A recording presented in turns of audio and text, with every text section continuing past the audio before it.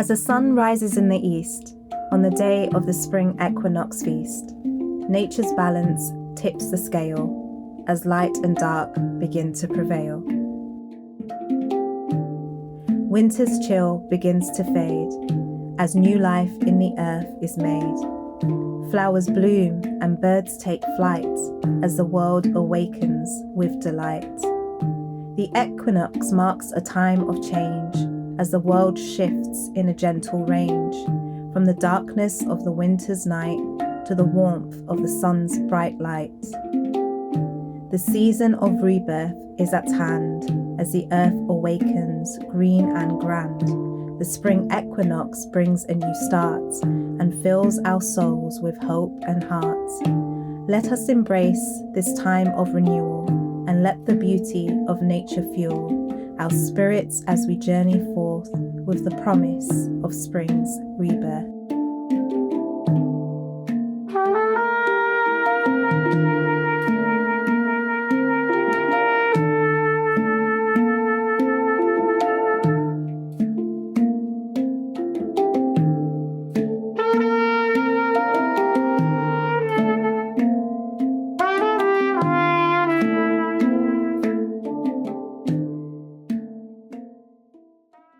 I think my earliest memory of smelling sage or incense was like at the age of 3. And it was always during like circles, so Sufi circles or sister circles. And my auntie introduced me to it, I think. But then I also remember like my mum burning it everywhere. I was just surrounded by it, I think. So I was a cologne at the age of 10. And my role at that time was to cleanse the temple, make sure that the energies are cleansed. And I would just go around with the incense in a chamber and make sure that basically everything's in order before we'd start ceremony. It was different kind of themes each time, depending on what we wanted to work on at the time. But a lot of meditating and different techniques of meditation, really. We incorporate breath work. So it is actually really beautiful that a lot of the things that we did as a child, and now we both incorporate it now, isn't it? In our adult life. And it's just so beautiful to be able to utilize what we've learned from childhood and I guess come together and also be able to bring it to other people. So it's been an honor to continue doing this work. There are the days where I feel everything and nothing all at once. There are days where I feel the universe and all her splendor cascading through me. Galaxies traveling through my veins, stars beaming from my eyes, the vastness of the cosmos captivating my heart. There are days where I feel Mother Earth breathing through me, as if her and I were one. We were the same, we are the same. That I was the breath of the ocean, the greatness of the rainforest, and the heart of the desert. That I was of the earth, that I was it all. And then there are days where I feel on pause, whilst still feeling everything, but now at a distance, as if everything has escaped me, and I am now just an onlooker. There is an ache somewhere within a chamber of my chest too difficult for me to locate. And that's why during these days, words fail me. So we are preparing a fire right now. And we're gonna get the fire going so we can prepare some cacao. We use cacao usually before our ceremonies. And we use it as like a heart opener, heart chakra opener. But there is multiple benefits to cacao. Essentially, when you use it in ceremony, it's to help you drop out of your mind and into your heart. We often, our thoughts are clouded and it makes us confused at times. I believe and we believe that through ceremony and through your heart, you're able to make better decisions. So that's why the cacao is helpful. I think in a ceremony format, it's more intentional. You can bring the same intention at home as well, but it's powerful when you do it in numbers or with somebody else. Yeah. So before sound bath, I will try and get everybody to set their intention for the evening. And I guess it just sets the tone then. And it's your way of communicating communicating what you would like. Our intention today is to just share what we know and hope that what we know brings peace and maybe guidance, maybe inspiration for individuals. Mother Earth, Universe, Divine Creator, we thank you for this cacao, we thank you for this time. We thank you that life is working for us, and we know that all things work together for our good. As we offer this back up to you, our prayer and our intention is that you will bless it with healing and insight and wisdom. In your name we give thanks.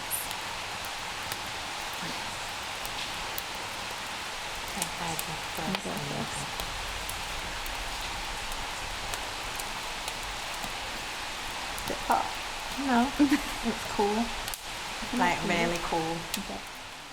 Like borderline cool.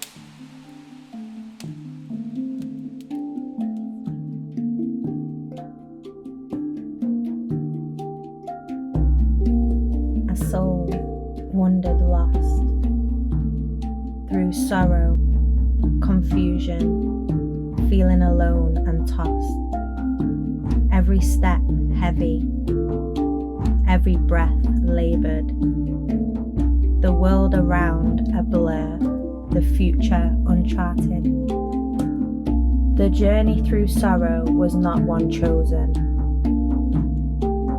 but thrust upon this traveller, leaving heart frozen. Tears flowed like a river, each drop a release from the pain and despair that refused to cease. In the darkness, the soul cried out in vain, asking for help, but finding only more pain.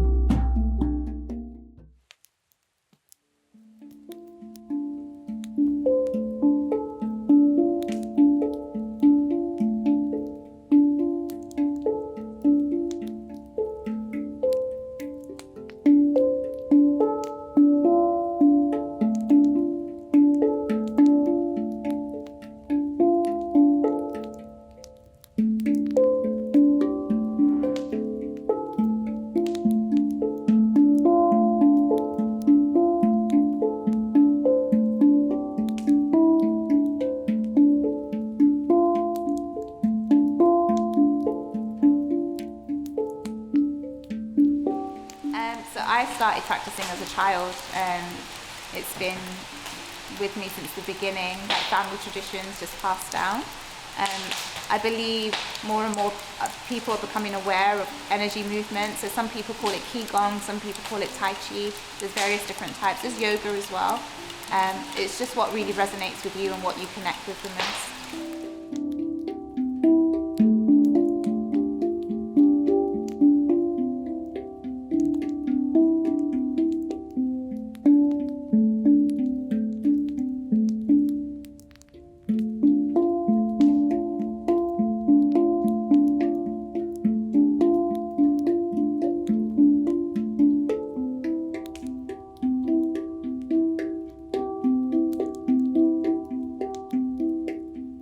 Then there are the days where I feel the cloak of loneliness, the grip of heartache, shattered dreams, and desperate faith pulsating through me. These days feel grey and dense, where the clouds above are full of tears that they are too frightened to release. The clouds know that these tears are the tears that only give birth to rage, where lightning will take over the skies and thunder will rip open hearts. And if you listen closely enough, you will hear the winds whispering prayers of intercession. On these grey dense days, I know all of that which I have just described is not mine. It's hers, It's his, it's theirs. No, wait, it is mine, because of them, due to them, due to me. It's within my blood. It's all within my blood.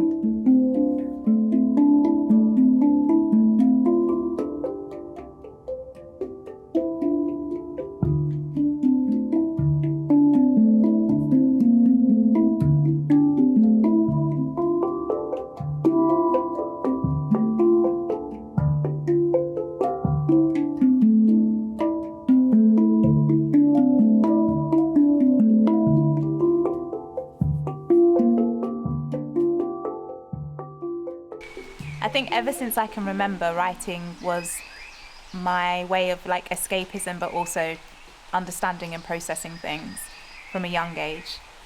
I chose to write about what I wrote about in the narrative because sometimes I feel so connected to like everything, like Mother Earth and every individual that I meet. Sometimes I feel like I can feel them more than I feel myself. Sometimes I feel that I can look at somebody and know what they are traveling through. And I remember I used to feel really confused at times because I used to think it was my pain, but it wasn't. It was just people that I was encountering, like picking up on their pain. But I think recently, I've probably experienced grief for the first time.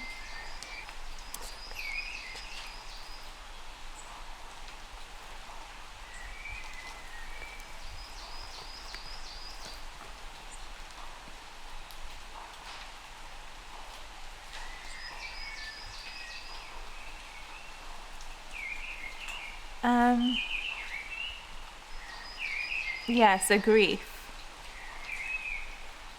I think that's what it probably inspired my piece of writing in terms of my journey and what I'm currently facing.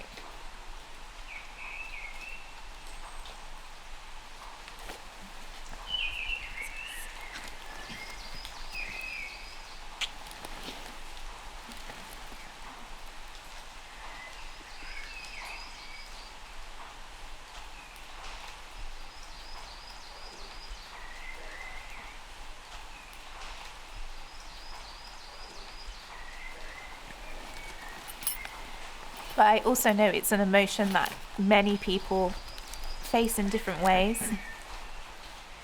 And I think that's why I wanted to speak about it, but not in a way that I don't know, when you hear the piece, you might not even realise it's about grief. You might just think it's pain or confusion. I think we all suffer these emotions at different different seasons within our lives.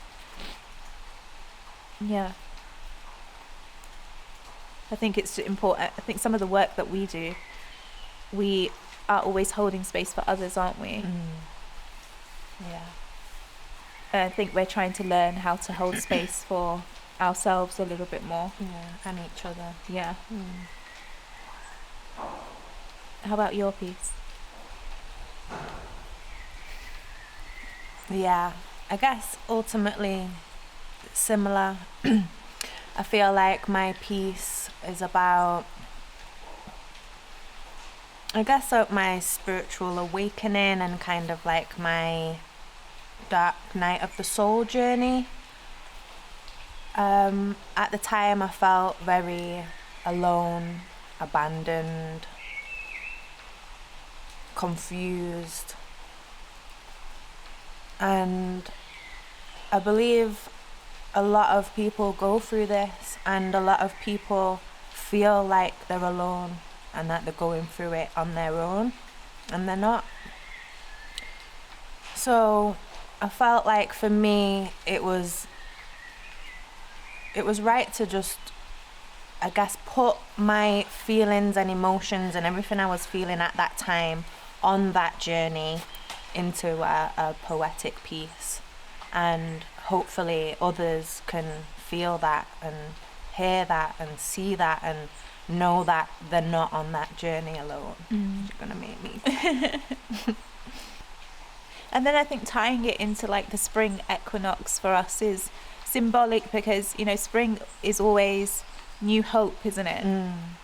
The duality of life. I think that's something that we often talk about, that two things can coexist at the same time. So, you know, you can be traveling through grief but also have moments of joy and have moments of happiness, and the notion of two things existing at the same time. And the spring equinox really kind of highlights that for us. The light and the dark, you know, but the new hope. And I was gonna say having a balance with that light and dark. Alone in the depths of despair, the soul cried, asking why they were left behind, alone to abide. Through the fog of confusion, a light appeared, a hand outstretched, a gentle voice that cheered. You are not alone, the voice softly spoke. Though the journey is long, it is not broke. You are stronger than you know, and I am here to walk beside you through joy and fear. You are not alone, the voice softly spoke. Though the journey is long, it is not broke. The soul's heart lifted as hope bloomed anew, and they took the hand of the one who knew. The path ahead was still unknown, but with a companion they were no longer alone. And so the journey continued with hope in sight, as the soul and their friend walked into the light. The weight of sorrow, feeling alone and confused, was now a memory, no longer an excuse.